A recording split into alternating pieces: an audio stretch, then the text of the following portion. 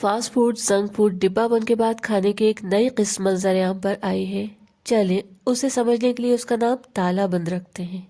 عام طور پر اس نئی قسم سے جینٹس انجان ہی رہتے ہیں۔ دراصل یہ نئی قسم عورتوں نے ایجاد کی ہے۔ اس کا خاص مقصد سسرالی لوگوں، خاص طور سے سسرال کی طرف کے بچوں سے کھانے پینے کی چیزوں کو چھپانا ہے۔ اس میں کھانے پینے کی چیزوں کو کچن میں نہ رکھ کر بیڈ روم میں بلکہ الماری میں رکھ کر تالا لگا دیا جاتا ہے۔ اب اس کھانے کے نقصان کے بارے میں بات کرتے ہیں۔ اس طرح کا کام کرنے والی عورتیں اتنی نادان ہیں کہ وہ سمجھ ہی نہیں پا رہی کہ ایسا کوئی بھی کام کر کے وہ کسی تیسرے کا کوئی بھی نقصان نہیں کر رہی۔ اس کا سیدھا نقصان خود انہیں ہی ہوگا، اور اگر وہ صاحب اولاد ہیں تو خود اپنے ہی بچوں کو جو نقصان پہنچا رہی ہیں اس کا انہیں اندازہ بھی نہیں ہے۔ فاسٹ فوڈ اور جنک فوڈ تو صرف جسم کو برباد اور تباہ کر رہے ہیں، لیکن تالا بند کا رواج تو روح کو برباد کر دے گا۔ جب اس کے سائیڈ ایفیکٹ سامنے آئیں گے تب شاید سنبھلنے کا موقع نہ ملے، اس لیے وقت رہتے سنبھلنا بہتر ہے۔ اس رواج کے تحت بچوں سے کھانے پینے کی چیزیں چھپا کر رکھنے کے لیے کہا جاتا ہے اور سب سے چھپ کر کھانے کی تاکید کی جاتی ہے۔ ذرا سوچیں، جب یہ بچے بڑے ہوں گے تو سماج کو کیا دیں گے؟ خود میرے سامنے کئی بچوں نے یہ راز بڑے بھولے انداز میں کھولا کہ مما تو کھانے کی چیزیں زیادہ تر چھپا کر ہی رکھتی ہیں۔ سن کر بہت تکلیف ہوئی، اور جب تھوڑی تحقیق کی تو پایا کہ جوائنٹ فیملیز میں تو یہ رواج عام سا ہو گیا ہے۔ ایک ایگزامپل لیتے ہیں۔ گرمیوں کی چلچلاتی دھوپ میں شام ہوتے ہوتے کسی پیڑ کی پتیاں، پھول اور کلیاں تک مرجھانے لگتی ہیں۔ پھر جب اس پیڑ میں پانی دیا جاتا ہے تو ہر پتی، ہر کلی تر و تازہ ہو جاتی ہے۔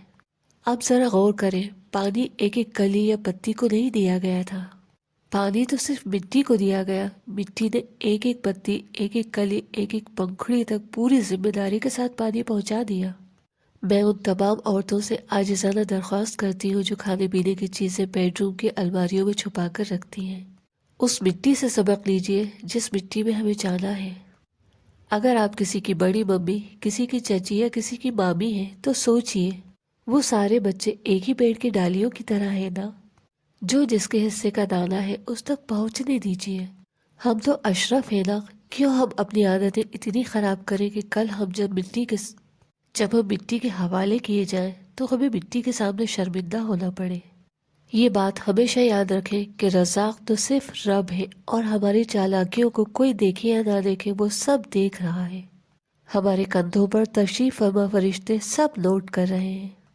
ایک نہ ایک دن ہماری ساری کارگزاریاں سب کے سامنے آ ہی جائیں گی۔ اب ایک نظر گھر کے نقشے پر ڈالیں۔ مہمانوں کے لیے ڈرائنگ روم اور آرام کے لیے بیڈ روم ہوتا ہے، کھانے کے لیے ڈائننگ روم اور اپنی صاف صفائی کے لیے باتھ روم اور واش روم وغیرہ، کھانے پینے کا سامان رکھنے اور کھانا بنانے کے لیے کچن ہوتا ہے۔ آپ سوچیں، کیا ڈرائنگ روم کا قیمتی صوفہ باتھ روم میں رکھا جا سکتا ہے؟ یا ٹب اور بالٹی باتھ روم سے اٹھا کر ڈرائنگ روم میں رکھنا اچھا لگے گا کیا؟ نہیں نا۔ تو پھر کچن کا سامان کچن میں ہی رہنے دیجئے۔ یہ تالا بندی کے رواج سے گھروں کی برکت اٹھ رہی ہے۔ اس بات کا یقین رکھیے کہ کوئی بھی چیز بانٹنے سے بڑھتی ہے۔ آج اگر ہم اپنوں کے ڈر سے کچن کا سامان بیڈ روم میں رکھیں گے تو کہیں ایسا نہ ہو کہ کل ایسے حالات بن جائیں کہ واش روم میں کرنے والا کام بھی ہمیں بیڈ روم میں ہی کرنا پڑے۔ اس وقت ہمیں لگے گا کہ شاید کسی نے کچھ کر دیا۔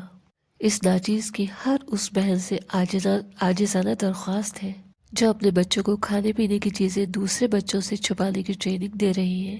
پلیز وقت رہتے سنبھل جائیں۔ آج ہم جو بوئیں گے بڑھاپے میں اگر نہ بھی کاٹا تو آخرت میں تو کاٹنا ہی ہے۔